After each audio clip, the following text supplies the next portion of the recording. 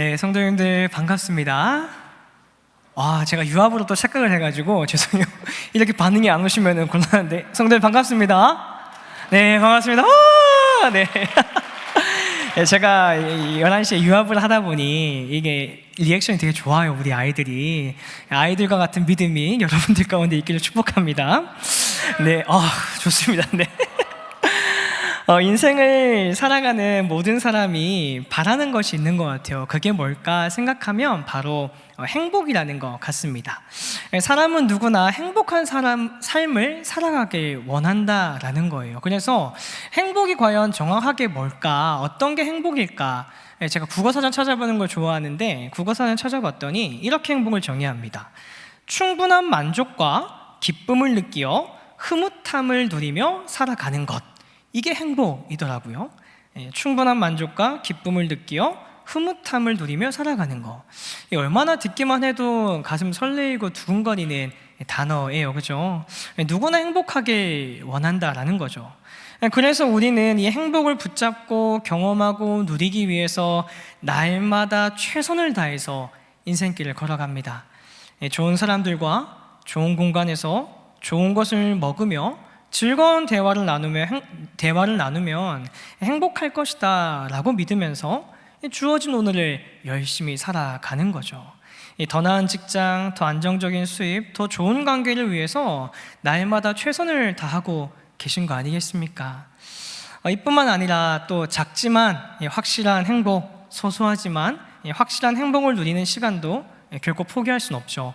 맛있는 커피 한 잔, 퇴근 후에 사랑하는 사람들과 잠깐 이야기 나눌 수 있는 여유, 주말의 휴식 등 여러 것들을 통해 우리는 행복의 조각을 한번 조금이라도 길게 혹은 꽉 붙잡기 위해서 매일매일마다 걸어가더라는 거예요.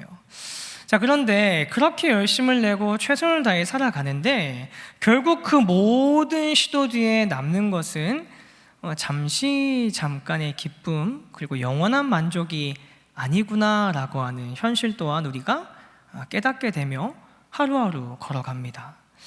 이상한 겁니다. 그토록 바라던 것을 손에 쥐었는데 이 마음 한구석이 여전히 뭔가 허전한 거예요.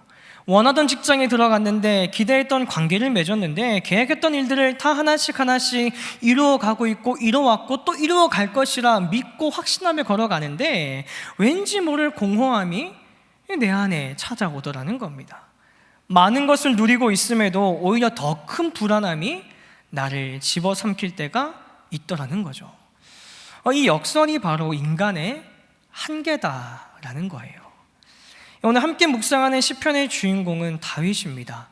이 다윗이라고 하는 사람은 이 사실을 너무나 잘 알고 있었던 사람이에요. 그는 양치기 소년에서 왕이 된 사람이죠. 가난한 자에서 부유한 자로, 무명한 자에서 유명한 자로, 약한 자리에서 강한 자리로 올라갔던 인물이 다윗이라고 하는 사람입니다. 이 세상이 말하는 성공의 모든 것을 손에 쥐었던 사람, 그런 그가 오늘 이렇게 노래하는 겁니다. 7절 말씀 현대인의 성경인데요. 여호와여, 이제 내가 무엇을 바라겠습니까? 나의 희망은 오직 주께 있습니다. 아멘. 이 굉장히 짧은 고백 속에 깊은 의미가 담겨 있습니다. 다윗은 삶의 허무함과 인간의 연약함을 깊게 경험한 뒤에 이렇게 고백하는 겁니다. 진정한 소망이 어디 있느냐? 인간에게 진정한 기대가 어디 있느냐? 사람이 진정한 행복을 어디에 두고 살아갈 수 있느냐? 그것은 오직 주께 있다라고 고백했던 겁니다. 그의 아들인 솔로몬도 그의 아버지와 같은 다윗과 같은 고백을 남기는데요. 전도서 2장 10절과 11절 말씀 현대인의 성경입니다. 내가 원하는 것은 무엇이든지 다 소유하였으며 내 마음이 즐거워하는 것을 거절하지 않았고 더구나 내가 한 모든 일을 자랑스럽게 여겼으니 이거야말로 내 수고의 대가였다. 그러나 잘 살펴보니 내가 애써 이룩한 그 모든 것이 아무런 의미도 없으며 바람을 잡으려는 것처럼 다 무익한 것이었다. 아멘. 솔로몬은 자신이 원하는 것 모든 것을 다 누렸더라고 고백합니다. 그런데 그 모든 것을 가지고 모든 것을 먹고 마시고 누린 다음에 마지막 끝에 내린 결론이 뭐냐면 헛되고 헛되다라는 겁니다. 모든 수고가 바람을 잡는 것 같더라 라고 이야기하는 거예요. 세상의 쾌락과 성취가 인간의 영혼을 채우지 못한다는 진실을 그가 마지막 인생의 끝자락에서 고백하더라는 거죠. 우리가 의지하고 붙들고 살아가는 많은 것들이요, 생각보다 훨씬 더 불안정한 것이 참 많습니다. 직장에서 믿었던 동료가 갑자기 등을 돌리는 경험, 가까웠던 친구와의 관계가 어느 날 갑자기 어색해지는 순간, 열심히 준비했던 일이 예상치 못한 일로 무너져 내리는 경험 등 우리는 이런저런 일들을 겪으면서 상처받고 또 실망하면서 하루하루 살아가요. 좋은 관계가 늘 좋은 관계로, 좋은 동기가 좋은 결과로 우리가 이어지기를 기대하고 소망하지만 정작 우리가 사는 삶은 이와 다른 경우가 참 허다하지 않습니까? 그래서 우리는 실망하고 낙담하고 때론 주저앉아서 울고 있고 그러는 거 아니겠어요? 자, 그런데 성경에서 분명하게 이야기하는 게 있어요. 사람도 건강도 돈도 명예도 모든 육체는 시간 앞에서 무력하다라고 선언해요. 이사야 40장 6절과 7절 말씀, 현대인의 성경인데요, 우리 빨간색 글씨만 같이 한번 읽어보겠습니다. 시작.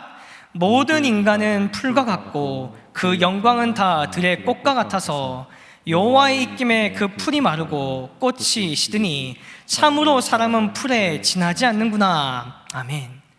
변하지 않을 것 같던 것들이 변하고 영원할 것 같던 것들도 다 사라지는 겁니다. 요즘과 같은 시대가 더욱더 그렇지 않습니까? 10년, 20년 다니던 회사가 하루아침에 문을 닫고 평생 믿고 있었던 건강이 한순간에 무너져 내리고 쌓아왔던 관계, 내가 이루었던 모든 것이 한순간에 깨지고 무너지고 아무것도 아닌 것처럼 여겨지는 순간이 우리 너무나 주위에서 많이 보더라는 거 아니겠어요?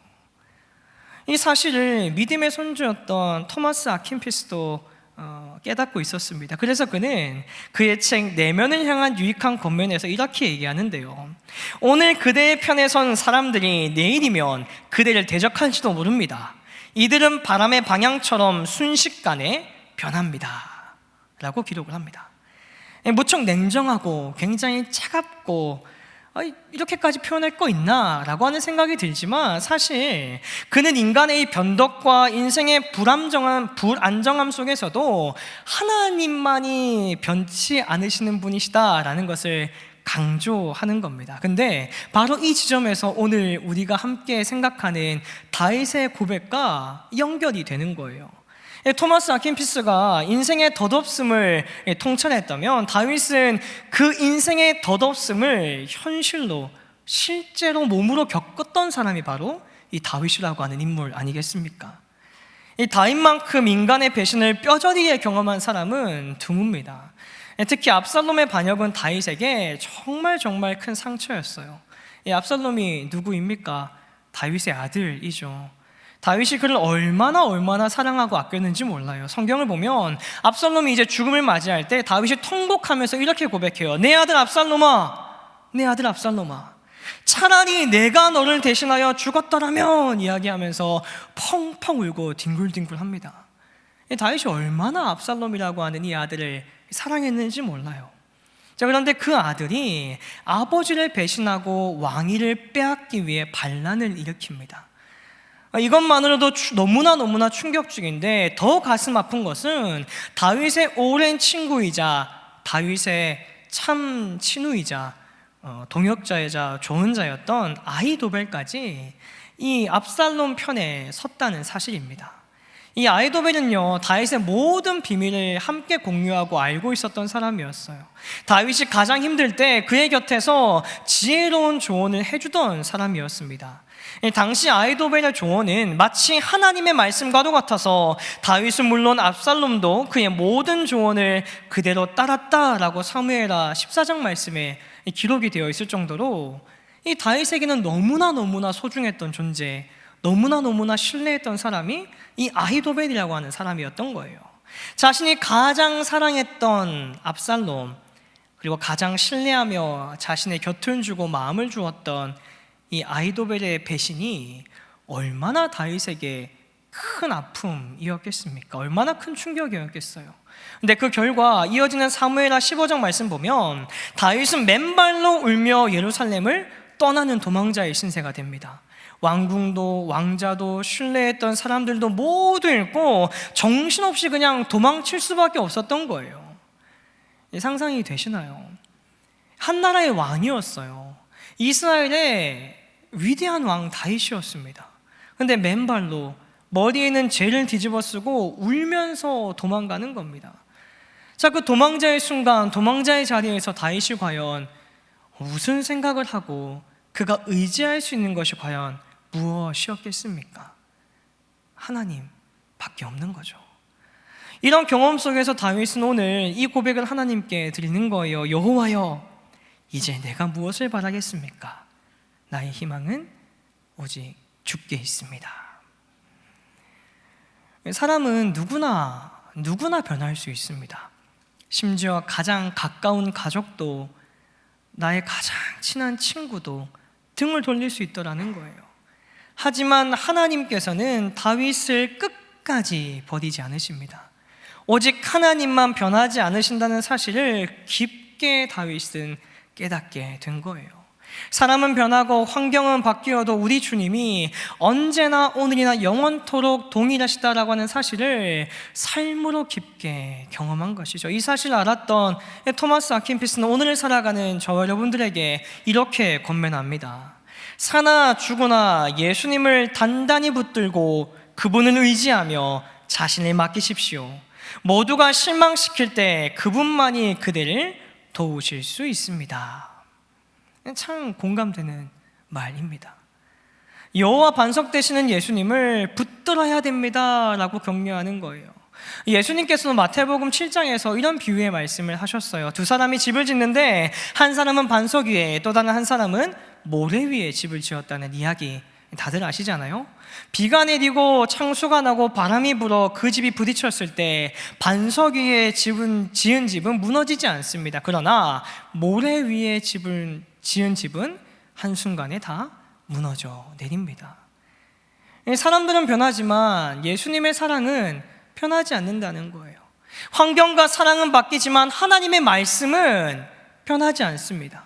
우리의 인생이 흔들리지 않는 유일한 길은요, 예수 그리스도 위에 세워질 때 가능하다라는 거예요. 근데 예수님의 그 사랑은 어디서 증명되었느냐? 십자가에서 증명되었고 예수님의 부활로 완성된 것입니다. 예수님께서는 우리를 위해 자신의 생명을 내어주심으로 흔들릴 수 없는 소망의 기초를 세워주셨습니다. 그리고 부활하심으로 그 소망이 결코 사라지지 않는다. 너희 가운데에 지금도 여전히 그 소망을 세울 수 있고 붙들 수 있고 너희의 중심에 자리 잡을 수 있다는 것을 보여주신 거예요. 그렇기에 굳건한 반석 되시는 예수 그리스도 위에 든든한 기초인 하나님의 말씀 위에 나의 삶을 세울 때 우리는 어떠한 풍랑 속에서도 무너지지 않을 수 있다고 하는 그 사실을 우리가 꼭 기억하며 인생길을 걸어가야 한다라는 것입니다. 그런데 무너지지 않는다라는 것이요, 이 어려움이 나의 삶을 피해가거나 비바람이 나를 뛰어넘어간다 그런 것을 의미하는 것이 아닌 거 다들 경험해봐서 아시죠? 어려움을 만나지 않는 것이 아니라 어려움 속에서도 흔들리지 않는 중심이 우리 안에 자리 잡는 겁니다. 그래서 비바람이 무너지고 거친 풍랑에 자초되는 것이 아니라 끝까지 하나님 나라, 예수 그리스도의 임재, 성령님의 동행하심을 그 거룩한 표대를 향해 걸어갈 수 있고 항해할 수 있게 되는 거예요. 그렇게 우리는 다윗과 같이 고백할 수 있는 겁니다. 주님께 소망을 두겠습니다. 나의 희망은 오직 주님께 있습니다. 이렇게 노래하는 그리스도인으로 살아가는 우리 사랑하는 믿음의 동역자 되시기를 주님의 이름으로 축복합니다. 자, 그렇다면 소망을 주님께 둔다는 것, 이 나의 희망이 오직 주님께 있다는 것이 구체적으로 그럼 과연 무엇을 의미하는 걸까? 한마디로 말하면은 최종 목적지를 바꾸는 일입니다. 최종 목적지를 바꾸는 일이에요.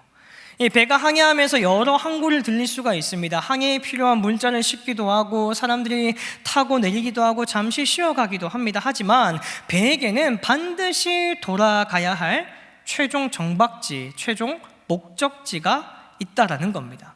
폭풍이 와도 길을 잃어도 마지막에 도착해야 될 분명한 목적지가 있기에 항해를 멈추지 않고 그곳을 향해 다시 나아가고 뱃머리를 돌리고 계속해서 전진하고 또 항해해 가는 것이죠. 우리의 삶도 마찬가지입니다. 사람을 만나고 일을 하고 꿈을 꾸며 살아갑니다. 이것들을 활용할 수는 있지만 거기에 생명을 걸어서는 안 된다는 거예요. 우리의 최종 목적지는 마르고 시들어버리는 풀과 같은 꽃과 같은 것이 아닙니다. 우리가 소망을 두고 희망을 두는 곳은 오직 주님밖에 없다라고 하는 사실을 우리가 꼭 기억하셔야만 된다라는 거죠. 여기서 중요한 것은 바로 우선순위입니다. 일이 중요하지 않다는 게 아니에요. 관계가 필요 없다는 게 아닙니다. 다만 그것들이 우리 삶의 전부가 되어서는 안 된다라는 것이죠. 마태복음 6장 33절 말씀을 기억하십니까? 그런즉 너희는 먼저 그의 나라와 그의 의를 구하라. 그리하면 이 모든 것을 너희에게 더하시리라. 아멘. 먼저 하나님 나라를 구할 때 다른 모든 것이 제자리를 찾게 된다, 그 말씀 아니겠어요? 그러니 괜찮습니다. 사람이 나를 실망시켜도 흔들리지 않아요. 계획이 조금 어긋나도, 많이 어긋나도 무너지지 않습니다. 왜냐하면 최종 목적지는, 나의 소망은 그곳에 있지 않거든요. 나의 목적은 그곳에 있는 것이 아니거든요. 바로 예수 그리스도 여호와 하나님께 나의 삶의 목적이 있기 때문이다라는 것이죠. 이렇게 하나님과 예수님을 바라보며 살아가는 자들에게 주신 약속의 말씀이 있어요. 우리 한번 같이 읽어봤으면 좋겠는데요. 빌립보서 4장 7절 말씀, 현대인의 성경입니다. 시작. 그러면 도저히 상상도 할 수 없는 하나님의 놀라운 평안이 그리스도 예수님 안에서 여러분의 마음과 생각을 지켜줄 것입니다. 아멘. 세상이 줄 수 없는 평강, 상황과 환경에 영향받지 않는 하늘의 놀라운 평안이 내 안에, 우리 안에 충만하게 되는 겁니다. 이 폭풍 가운데서도 흔들리지 않고 잠잠히 하나님의 일하심을 사모하며 주어진 오늘을 담대함으로 걸어갈 수 있게 되더라라는 거예요. 욥을 한번 생각해 보세요. 그는 모든 것을 잃었습니다. 재산도 자녀도 건강도 다 없어졌어요. 심지어 친구들마저 그를 찾아와 정죄합니다. 그런데 욥은 뭐라고 고백합니까? 비록 하나님이 나를 죽이실지라도 나는 그를 신뢰할 것이다 라고 선포해요. 이 모든 것을 잃었지만 하나님께 대한 소망만은 결코 놓지 않았던 겁니다. 그리고 그 결과 결국 욥은 이전보다 더 큰 복을 받게 되죠. 요나도 마찬가지입니다. 물고기 뱃속이라고 하는 최악의 상황 가운데서 요나가 기도합니다. 뭐라 기도합니까? 그러나 나는 감사의 노래로 주께 제사를 드리며 내가 서약한 것을 지키겠습니다. 구원은 여호와께서 주시는 것입니다. 아멘. 절망 속에서도 하나님께 소망을 둔 이들의 결국 무엇을 경험합니까? 그 끝자락 자리에서, 벼랑 끝에서 끝까지 하나님을 붙잡고 하나님을 노래하고 하나님을 신뢰했던 자들이 결국 마지막에 경험하는 것이 뭡니까? 바로 구원을 경험하는 거예요. 하나님의 일하심은 벼랑 끝에서 임한다라는 겁니다. 우리 사랑하는 믿음의 동역자 여러분, 오늘 우리가 마주한 다윗의 고백은요, 포기하는 이야기가 결코 아닙니다. 죽음 앞에서 좌절하고 낭망해서 이 모든 것을 다 포기해버린 채 하나님께 불평과 불만을 쏟아내는 이야기가 아니라는 거예요. 다윗은 뭘 얘기하는 거냐면 가장 확실한 것을 붙잡은 승리의 고백을 오늘 하는 겁니다. 다윗은 모든 것을 잃은 것 같았지만 사실은 가장 중요한 것을 붙잡았던 겁니다. 사람들은 떠났지만 하나님은 함께 계셨고, 왕자는 빼앗겼지만 하나님의 약속은 지금도 여전히 다윗의 삶 가운데에 유효합니다. 다윗의 중심에는 언제나 이 노래가 흘렀어요. 내가 사망의 음침한 골짜기로 다닐지라도 해를 두려워하지 않을 것은 주께서 나와 함께 하심이라. 주의 지팡이와 막대기가 나를 안위하나이다. 아멘. 가장 어두운 순간에도 하나님이 함께 하신다. 나의 어떤 상황과 환경 가운데서도 하나님이 나를 결코 포기하지 아니하신다. 내가 어느 곳에 있던지 간에 하나님께서 나를 끝까지 끝까지 붙드시고 나를 포기하지 않으신다라고 하는 확신이 이것이 다윗의 힘이었다라는 거예요. 다윗의 이 고백을 기억하며 나의 삶을 한번 점검해 보셨으면 좋겠어요. 지금 여러분들은 무엇에 소망을 걸고 살아가고 계십니까? 매일 여러분은 어디에 희망을 두고 이 험난한 인생길을 걷고 계신가요? 직장의 안정성에 소망을 두고 계십니까? 통장 잔고를 바라보며 희망을 걸고 계신가요? 자녀의 성공의 모든 것을 걸고 계신 건 아닙니까? 배우자나 가족에게서 나의 행복을 찾으려고만 하지는 않으십니까? 이것들이 나쁘다는 게 아닙니다. 다만 이것들은 변할 수 있다는 사실 우리가 잊지 말아야 한다는 거예요. 직장 바뀔 수 있고요, 돈은 한순간에 날아갈 수 있고요, 사람은 언제든지 떠날 수 있습니다. 만약 여러분이 소망을 둔 곳이, 희망을 품은 것이 변할 수 있는 것들이라고 한다면 오늘 이 시간 그 손을 좀 힘들겠지만, 무섭겠지만, 두렵겠지만 놓아 볼 수 있으면 좋겠어요.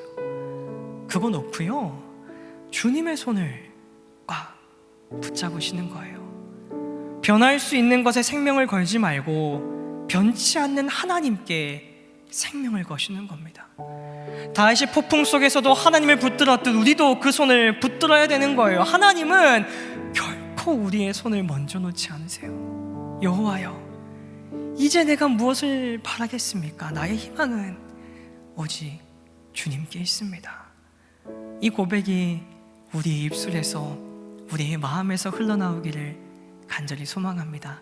우리 끝으로 예레미야가 3장 22절과 23절 말씀 함께 읽고 말씀을 마치겠습니다. 우리 함께 읽습니다. 시작. 여호와의 인자와 긍휼이 무궁하심으로 우리가 진멸되지 아니함이니이다. 이것들이 아침마다 새로우니 주의 성실하심이 크시도소이다. 아멘. 매일 아침 새로운 하나님의 인자하심, 이것이 우리가 살아갈 수 있는 이유라는 겁니다. 어제 실패했어도 괜찮습니다. 오늘 다시 주님께 소망을 두면 되는 거예요. 오늘 걸어가다가 뛰어가다가 넘어졌어요. 괜찮습니다. 일어나서 내일 다시 주님의 손을 또 붙잡고 걸어가면 되는 거예요. 그렇게 날마다 주님을 붙들며 걸어가는 인생, 흔들리지 않는 믿음의 항해를 이어가는 우리 사랑하는 신촌 공동체 모두가 되시기를 주님의 이름으로 축원합니다.